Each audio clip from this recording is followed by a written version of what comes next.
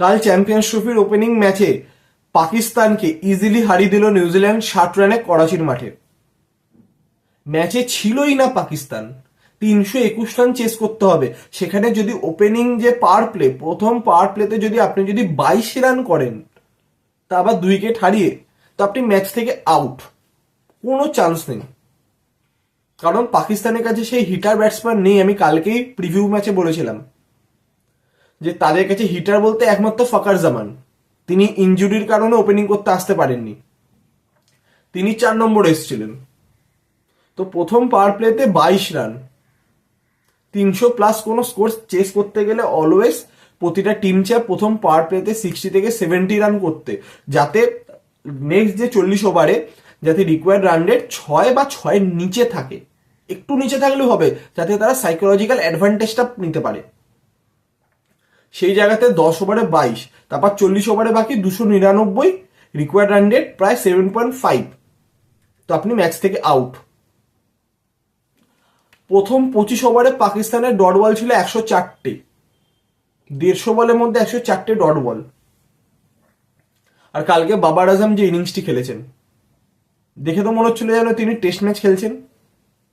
221 run হয়তো chess করতে হবে করাচি টেস্টের ডে 5, না সিঙ্গেল নিচ্ছে না বাউন্ডারি নিচ্ছে, কিছুই করছে না। উল্টো দিক থেকে একটা বাউন্ডারি এলেও তারপর তো 4-5টা ডট বল হয়ে যাচ্ছে, প্রেশার তো আবার বিল্ড হয়ে যাচ্ছে। 81 বলে হাফ সেঞ্চুরি কমপ্লিট করেন, তারপর 90 বলে 64তে আউট হন। অনেকে বলবেন হয়তো একদিক ধরেছিলেন, তিনি কি ধরেছিলেন, নিজের ওপরও প্রেশার নিলেন, উল্টো দিকে প্লেয়ারটার ওপরও প্রেশার এলো, পুরো টিম সাফার করলো। দেখে মনে হচ্ছিল বাবার আজমের এমনই মাইন্ডসেট ছিল যে ভাই আগে হাফ সেঞ্চুরি তো করে নি, তারপর দেখা যাবে। তো যারা বাবার আজমকে বিরাট কোহলির সাথে কম্পেয়ার করেন, এটা আবার প্রমাণ হয়ে গেল বাবার আজম কখনোই ম্যাচ উইনার নয়। বিরাট কোহলি এখন সেই তার পিকে নেই, এটা আমরা সকলে জানি, কিন্তু বিরাট কোহলি নিজে দাঁড়িয়ে থেকে ম্যাচ কত জিতিয়েছে সেটা প্রত্যেকে জানে। যারা ভারতীয় ক্রিকেট ফ্যান তারাও জানে, যারা ভারতীয় ক্রিকেট ফ্যান নয় তারাও জানে। কিন্তু সেই জায়গাতে আপনি গুনে বলতে পারবেন না যে কটা ম্যাচ বাবার আজম দাঁড়িয়ে থেকে জিতিয়েছে পাকিস্তান দলকে। সেটা আবার কালকে প্রমাণ হয়ে গেল যে তিনি সেই প্লেয়ার নন। তো আমরা যদি শুরু থেকেই দেখি, পাকিস্তান টস জিতে বোলিং করার সিদ্ধান্ত নেয় এবং প্রথমে ব্যাটিং করে 320 রান করে নিউজিল্যান্ড। তাদের হয়ে জোড়া সেঞ্চুরি উইলিয়াম আর টম ল্যাথামের। তো শুরুতেই কিন্তু 3 উইকেট হারিয়ে ফেলেছিল নিউজিল্যান্ড। কনওয়ে আউট হয়ে যায় আবরার আহমেদের বলে, তারপর কেন উইলিয়ামসন আউট হয় নাসিম শাহর বলে, তারপর হ্যারিস রফের বলে ডেরিয়াল মিশেল আউট হয়ে যায়। কিন্তু তারপর দুরন্ত পার্টনারশিপ 118 রানের ল্যাথাম আর উইলিয়াম এর মধ্যে। তারপর উইলিয়াম সেঞ্চুরি করার পর আউট হয়ে যায়। তারপর নামে গ্লেন ফিলিপস, তিনি তো আরো মারতে শুরু করেন, তিনি 39 বলে 61 রান করেন। তো 320 রান অব্দি যায় নিউজিল্যান্ড, এবং ল্যাথামও সেঞ্চুরি করেন, তিনি 118 রানে নট আউট থাকেন। তো যেটা পাকিস্তানের নেগেটিভ পয়েন্ট সেটা হচ্ছে অতি অবশ্যই কালকেই বলেছিলাম মিডিল ওভার্সে উইকেট নেওয়ার জন্য আবরার আহমেদ ছাড়া কোনো প্রপার স্পিনার নেই। অনেকে বলবেন খুসদিল আর সালমান আলী আগা তো 10 ওভারে 55 রান দিয়েছে, কোনো উইকেট পায়নি। হ্যাঁ, এটাই হচ্ছে ব্যাপার, উইকেট পায়নি। উইকেট না পেলে প্রেশার আসবে, প্রেশারটা হ্যান্ডেল করবে কে? 3টে ফাস্ট বোলারের ইকোনমি দেখুন 6-এর ওপরে, হ্যারিস রফির ইকোনমি 8-এর ওপরে। তো ল্যাথাম আর উইলিয়াম এদের এটাই মাইন্ডসেট ছিল, পার্ট টাইম স্পিনাররা আছে, কিছু রিস্ক নেওয়ার দরকার নেই, ইজিলি খেলে বেরিয়ে যাও, তারপর ফাস্ট বোলাররা আসবে তো তাদেরকে দেখে নেবো। ঠিক তেমনটাই তারা করেছে।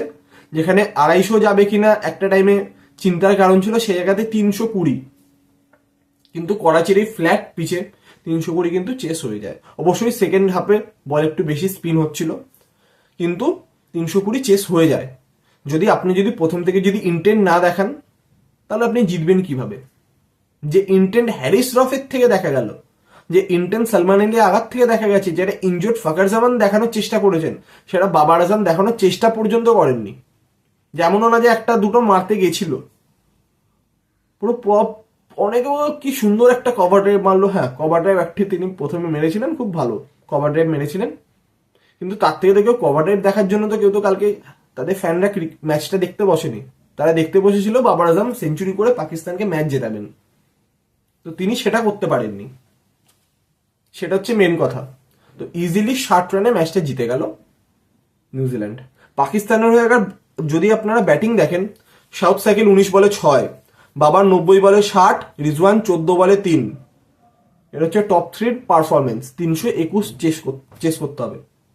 ফকার 41 বলে 24, সলমান আলী আগা 28 বলে 42, তাহির 5 বলে 1, খুজদিল শাহ 49 বলে 69, শাহিন আফ্রিদি 13 বলে 14, নাসিম 15 বলে 13, হ্যারিস 10 বলে 19।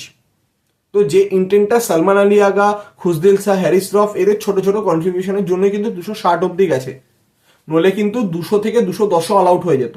সেখানে যদি 100 রানের বেশিতে যদি পাকিস্তান হারতো, তাহলে তাদের নেট রান রেট আরো ঝাড় খেত তারা, নেট রান রেট। তো কালকে ওয়ান কাইন্ড অফ ম্যাচটা গিফট করেছে তারা নিউজিল্যান্ডকে। এখানে নিউজিল্যান্ডের ব্যাটিং, বোলিং, ক্যাপ্টেন্সি এবং গ্লেন ফিলিপসের ফিল্ডিং সবকিছুরই আপনাকে তারিফ করতে হবে, তারা যেভাবে পারফরমেন্স করেছে। তো এই ছিল কালকের ম্যাচের বিস্তারিত আপডেট। তো এখনকার মতো এতটাই, আবার দেখা হবে নেক্সট ম্যাচের আপডেট নিয়ে।